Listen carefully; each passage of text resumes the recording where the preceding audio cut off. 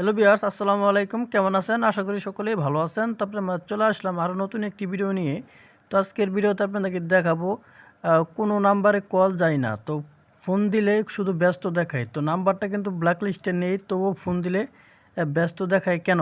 তো কোনো নাম্বারে কিন্তু কল যাচ্ছে না, তো কল দিলেই কিন্তু শুধু ব্যস্ত দেখায় ব্যস্ত দেখায়। তো আমরা কিন্তু প্রত্যেকে কিন্তু সেটিংসে কিন্তু আমরা অনেক ট্রাই করতেছি, এবং কি নাম্বারটা ব্ল্যাক লিস্টে আছে নাকি সেটাও কিন্তু আমরা ট্রাই করতেছি। কোনোভাবে কিন্তু এই সমস্যাটি সমাধান হচ্ছে না। তো ভিডিওটাকে স্কিপ করবেন না, স্কিপ না করে সম্পূর্ণ প্রসেসটা দেখে থাকুন, তাহলেই বুঝতে পারবেন আজকের এই ভিডিও কীভাবে আপনার নাম্বার ব্ল্যাক লিস্টে নেই তবুও ফোন দিলে ব্যস্ত দেখায় কীভাবে এই সমস্যাটা সমাধান করবেন। তো এই সমস্যাটা সমাধান করার জন্য আপনার ছোট্ট একটি কোড ডায়াল করতে হবে। এটা কিন্তু আপনার সেটিংসের মাধ্যমে করতে পারবেন না। তো আমার মোবাইলের স্ক্রিনটা একটু লক্ষ্য করুন ভালো করে।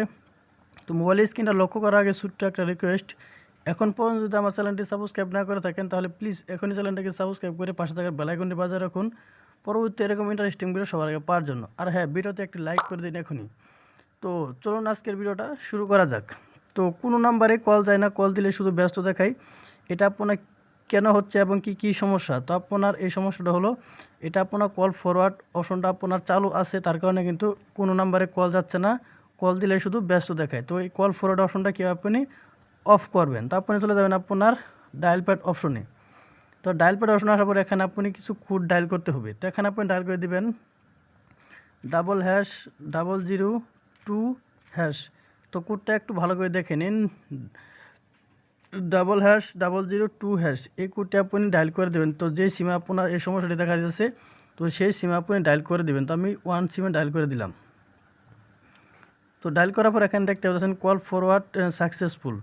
তো এখানে যদি আমাকে কেউ কল দেয়, তো আমি যদি এখানে কাউকে কল দেই, তাহলে কিন্তু আর কোনো প্রকার ব্যস্ত দেখাবে না। তো এটা কিন্তু আপনি চাইলে বাটন মোবাইলও করতে পারেন, এমনকি টাচ মোবাইল আপনি করতে পারেন। তো এই ছিল মূলত আজকের ভিডিও। আজকের ভিডিওটা মনে হয় বুঝতে পেরেছেন কীভাবে আপনি কল ফরওয়ার্ড অপশনটি বন্ধ করবেন।